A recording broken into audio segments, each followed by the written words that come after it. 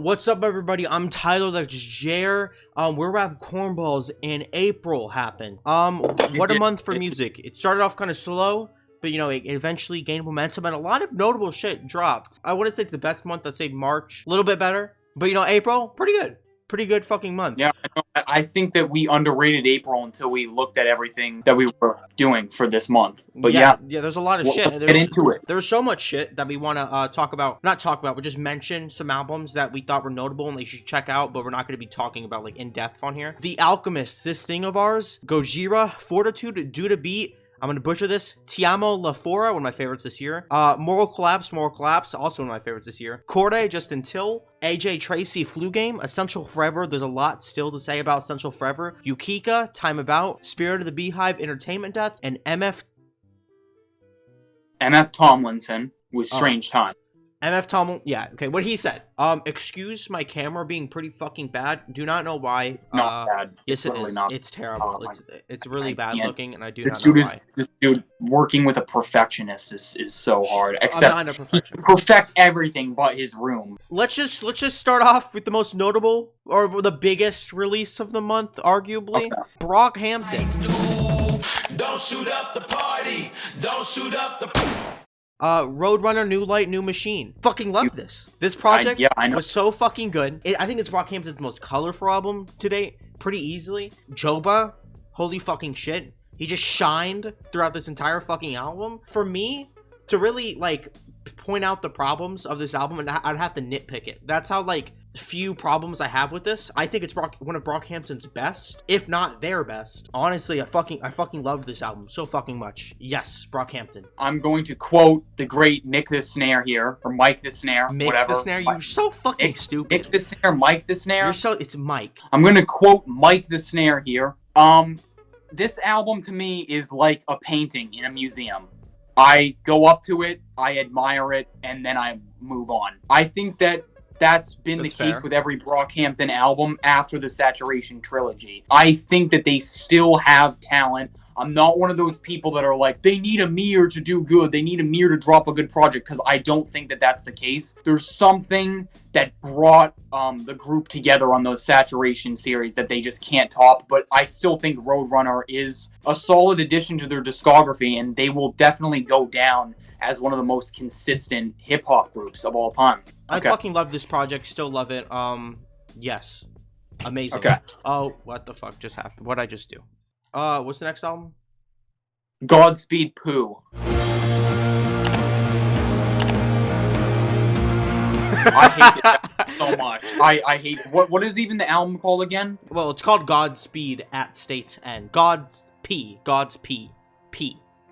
Like as in well, this album sucks. This album sucks. Like I'm so done and sick and tired of this group. Like seriously, like Lift Your Skinny Fist was an album that like I heard and I was like, oh, man, I just don't get the hype to this, but I guess I see it just like a little bit, a teensy bit. Yeah. This album just like kind of sucks in my opinion. It just actually just sucks. Like it's boring as hell. It's not captivating at all. Fuck all of you pretentious people overrating the fuck out of this. I don't get it. I'm sorry. I just don't. And you know what? Neither do I care if it's like some big emotional statement, because like musically it sucks to me. I'm so sorry. I'm trying to be nice about this, but like it sucks. I do not agree with Jer, but I do not disagree. I think this album is it's theatrical, it's atmospheric, and it does have great moments on this project, but it's boring. Yeah, it's boring. It's just like it goes on. I don't think it's anything special. I thought it was decent. I really did thought it was decent, and I think there was like some great moments on here. But it really, like, it doesn't hit its mark with keeping me interested while listening to the album. I don't know if I can speak for Tyler, but I don't like post-rock. I feel like post-rock, from what I've heard, I'm not another word besides Lift Your City. I feel like post-rock is another word for just boring rock. I don't know. Okay. This next album we're talking about is Lil Yachty, Michigan Boy Boat. Lately I've been thinking about putting my dick inside Caliushi. Not some out of 10 my bitch ex. Terrible fucking name. Terrible. Why the fuck? What is that? Michigan Boy? What wouldn't it be? Michigan Boat Boy? I forgot a lot of this project. All that I know is that it was offbeat a lot of the time. I did not fucking like it, and the beats sucked. But what the fuck is up with that name? I don't understand the name. It's the worst name of the fucking year, and I do not know why he named it that. Why? From what I'm getting at, what Lil Yachty was trying to do is assemble a bunch of rappers from Detroit and, you know, go back and forth with them, kind of like what he did with his notable songs with T Grizzly. Yeah. Except, like, is just like we didn't need to hear this. The production on this sucks. From what I've heard, I didn't get through the whole album. I didn't. I don't feel like paying attention, like, to how long was this? Like 40 minutes long? Fuck that. I'm sorry. This dude did peak with Lil Boat 1, which I wasn't even a big fan of. I know you're a big fan of that, but I've never found, like, just anything really, like, crazy about this guy besides his character sometimes. Yeah. But what the fuck is up with the name? This is sloppy, shitty album. Yes. Lil Yachty is a horrible fucking lunch lady. The next album we're going to be talking about is one of the lesser known albums in this roundup. It's Fragments of a Dying Star by Dispirited Spirits. A band from Portugal. I think the lead vocalist. It's one person. Oh, it's one person. Yeah, it's one person. Wow. Okay, so it's one person, and he's 17. And honestly, while I didn't, like, love this, I still think that there's so much potential that comes out of it. Throughout this, I can see, like, spiritualized car seat headrest vibes. Mm-hmm. You know, I think a lot of the problem that I have with it is that some of the songs drag on, but just, like, the instrumentation is incredible. For someone to produce and make shit at this caliber at that age is incredible. I respect the fuck out of this. So much potential, Blooms. Please keep going, because, like, he could end up by the end of this decade being one of the best. The sci-fi elements in the production are really fucking great and texture this album pretty fucking perfectly. The songwriting pairs with the production really well. Well, you know, the space theme that happens with the songwriting. These indie-like vocals pair with the album really well, and the album was just polished as a whole. This is a really impressive project. I keep going back to it, and it is still one of my favorites of the year. Please listen to this. This is great. Listen to this. This next project, besides the Haley Williams, is probably the most mid project of the year. Young Stoner Life Slime Language 2.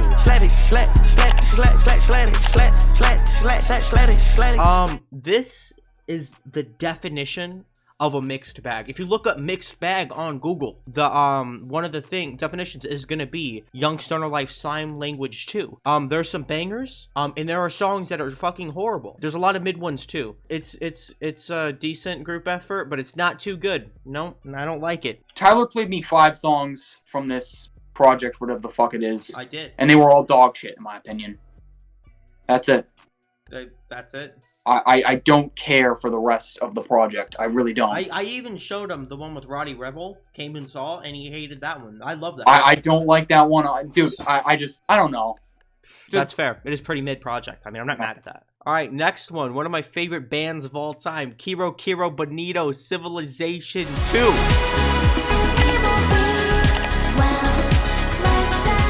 A sequel to the first Civilization, which Okay. What? Before you start nerding out, I just want to give my thoughts on this project because I think it's pretty quick. Okay. I am not a fan of KKB, and I really never have been. There was a time where I pretended to like them, blah, blah, blah.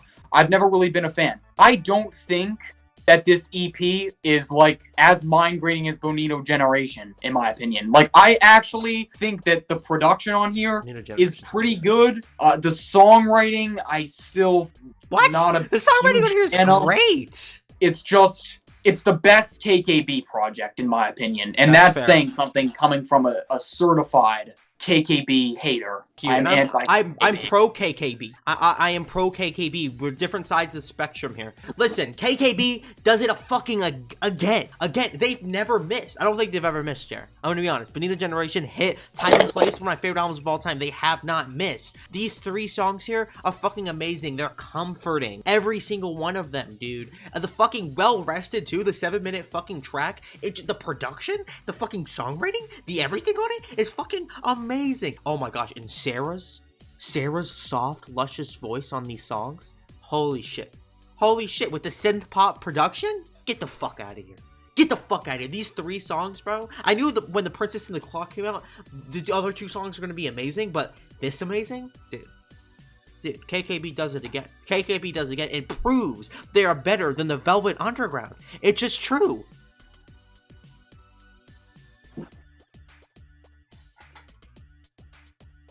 He didn't mean that. Now, the next one we have... I don't know what he's gonna Rainbow say. Bridge 3 by Sematary.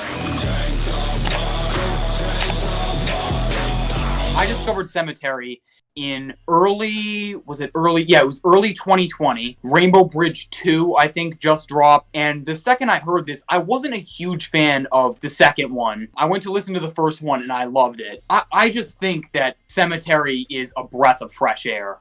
In all honesty, with every mixtape, I think he's improved his ability to embrace black metal aesthetics. And on Rainbow Bridge 3, he goes fucking he off. goes full on. Okay? This is an incredible album. And you know what? To all the Christians out there, I definitely recommend this album for you. Oh, yeah. Honestly, this album is holy as hell. This is great. This album is not the most versatile to me, but it's in a fucking experience with your ears, man. This off-kilter, abrasive as fuck production with Sematary sounds like he wants to fucking stab someone on top of it is exactly what I needed this month. It was hard for me to get into Sematary with the singles because this is my first Sematary project, but honestly, when I heard this project, I sat down and listened to it. I fucking loved it.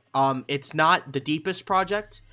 Basically what I said just gathers up all my thoughts on the project. It's not, like you said, it's a surface level project, but it's a fucking great one at that. It's noisy, it's full of personality from the Christian Sematary, and it has no misses. If you like intense music, just like intense gospel, listen to it. Listen. I don't listen to albums from this year. I've barely listened to any of them. I think I've listened to like a couple, so I haven't been able to actually participate in the roundups as much as I would have liked to have. That being said, I have listened to one of them from this year. That is Rainbow Bridge 3 by Sematary. I can't begin to describe this album. It's a perfect send-off to the Rainbow Bridge trilogy, and it's incredible. It's the pinnacle of Sematary's music, what he's been striving to make. I think Rainbow Bridge 1 did a great job at setting up his entire career forward. Rainbow Bridge 2 was an incredible add-on to that, with Sematary getting more into this niche style that he's been working on. And then we get Rainbow Bridge 3, which is the culmination of what Sematary's aesthetic really represents. Black metal, witch house, trap with industrial noise. I never even thought I'd be saying these words together, but here I am now. The entire album's a great, abrasive, aggressive, angry, and it just feels that entire occult vibe that Sematary has been kind of setting up from the start. But honestly, I feel like the biggest way to describe this album is with the track Come With Me to Hell. It's like the culmination of everything that makes this album as a whole great in one track. The delivery of the hook, the way that like his voice, his vocals are, it's raspy, it's aggressive, it's downright yelling in a way, while saturated down with the distortion. I think the album as a whole is experienced better when it's destroying your ears and you have earbuds in.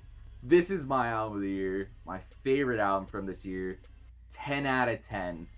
I don't think anything can compete. The closest is probably the St. Vincent album that's coming out in May. Hopefully I'll be in more posts soon. It's been fun talking about this album. Back to Tyler and Jer. So, YouTube rappers. Last month we got a project from a YouTube rapper, Quadeca. Jerry, you agree that was a great project. We went over that and thought it was great. Another YouTube rapper dropped an album. A YouTube rapper that dissed me in the past, you could say. I'm going to be going over that story before we get into this album. So, a YouTube rapper named Crypt. He dropped an album, was in 2019, called Tales of the Crypt. Me and Jerry listened to this together. We had a blast making fun of it. And I did a review on it on a website called Album of the Year, which I still use frequently. I criticized Crypt and with a lot of things, but one thing I criticized him for was not being versatile with his lyricism. I said that he rapped too much about him being fat. Come on, be a little more positive. And he rapped too much about his grandma, who has sadly passed away. In that review, it's in 2019, I think I came off a little bit insensitive. I think so. I'm sorry, Crypt. I'm sorry for that. I'll be straight up. I'm sorry for that. But then Crypt came out with a song called Rapping from the Closet, right? In 2020. We looked at the song, and Crypt said, what'd he say? album reviews just came in. Tales from the Crypt. Oh yeah, I gave Crypt a 2.5 out of 10, and I'm guessing for the lyric, he rhymed it up to a 3. He said, album reviews just came in. Tales from the Crypt got a 3 out of 10. A guy told me that I rap too much about my dead grandma and that I sound like a bitch. Wow, some of y'all have no soul. She was my best friend, and she didn't even know that I get a lot of dough for spitting infinite Big flows. Crypt Like guy. that. Yeah, I love Crypt. But well, yeah, no, and this verse has literally like we bring it up all the time, so I'm glad that we can talk. Yeah. Anyways, keep going. I was the highest. Like, Rate Your Music didn't really have any reviews of this album, I don't think, at the time. But a website called Album of the Year did, which I had the highest liked review on it. So, we just assumed that it was from me. It may not be from me to this day. It still may not be a diss towards me. But we kind of came to the conclusion that it was. So yeah, I thought that was funny. That just a quick little story. I thought it was funny. So Crypt has a new album called Buried Alive. Rappers do not like me cause I see right through they bullshit. Rapping about a life they Is it better than Tales from the Crypt is the big question. No, it's not. Fuck no. This is ass. This is just as bad.